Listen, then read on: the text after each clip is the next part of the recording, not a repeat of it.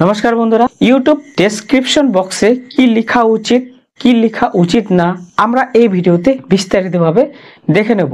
আপনারা সম্পূর্ণ ভিডিওটি দেখবেন, একটু স্কিপ না করে। একটি ভিডিও আপলোড করার পর আমরা সবার প্রথমে টাইটেল লিখি, তো সেই টাইটেল আমরা ডেসক্রিপশন বক্সে দিতে পারি, এতে কোনো সমস্যা নেই।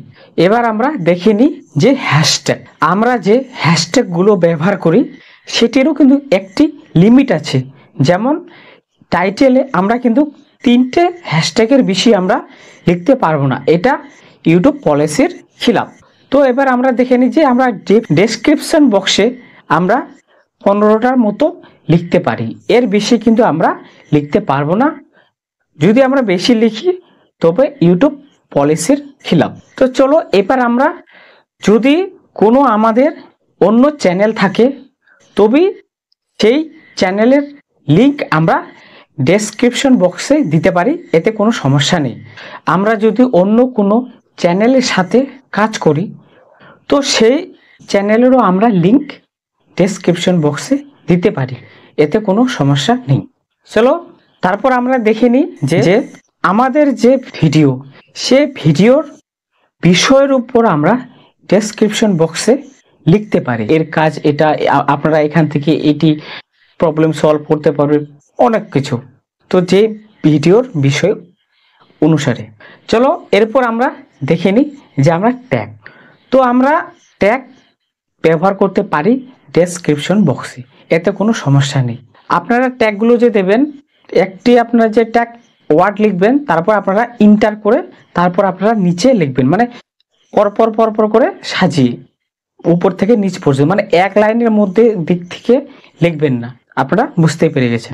এরপর আপনারা আপনাদের যে প্লে লিস্ট অনেকেরই থাকে, তো আপনারা সেই প্লে লিস্টের লিঙ্ক আপনারা ডেসক্রিপশন বক্সে দিতে পারেন, এতে কোনো সমস্যা নেই।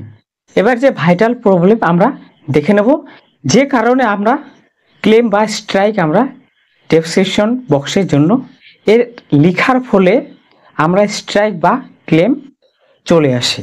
তো আমরা যে প্রথম ভুল করি সেটি হলো অ্যাপ্লিকেশনটি প্লে স্টোরে নেই, সেটি যদি আমরা কোনো থার্ড পার্টি লিঙ্ক ডেসক্রিপশন বক্সে আমরা দিয়ে থাকি, এটি কিন্তু ইউটিউব পলিসির খিলাফ।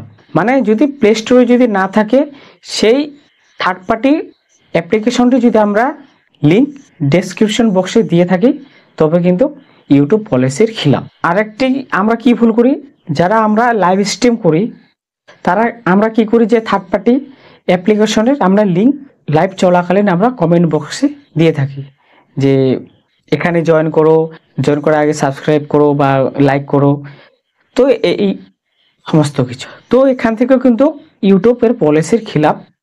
যদি সেই পলিসির আমি যে আপনাদের কথাগুলো বললাম আপনাদের অনেক উপকারিতা হবে, আপনাদের এই কথাগুলো বলেছি, তো আপনারা গুগলে গিয়ে দেখতে পারেন। তো আপনারা সার্চ করবেন মিসরিডিং মেটাডেটা, সার্চ করলে আপনারা সমস্ত কিছু দেখতে পাবেন। তো চলো বন্ধুরা, দেখা হবে আবার পরের ভিডিওতে।